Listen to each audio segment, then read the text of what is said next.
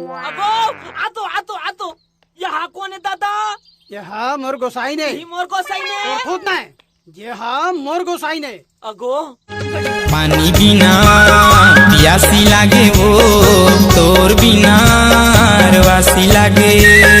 छोड़ के मोला जंजाबे कहूँ रे तोर बिना मर जाओ दैया चाट जाओ बिन खवावे मजेदार चल राजा हो जाओ दैया शुक्रवार की बारात है रे। लाल टमाटर हरी मिर्च के चटनी गजब मीठा तेजी, चटनी गजब मीठा तेजी।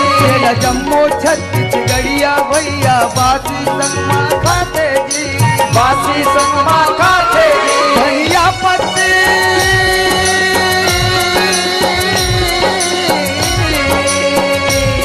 धनिया पत्ती जे में डाले, धनिया पत्ती जे में डाले वो चटनी बिन देखे जी नहीं भरे ये कैसे जादू करे।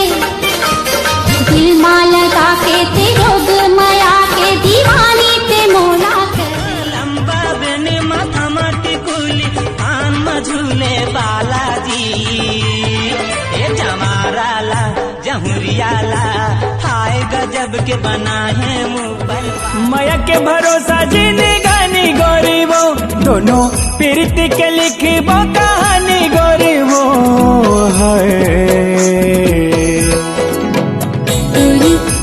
बताना मैं तोर बिना रे काटो कैसे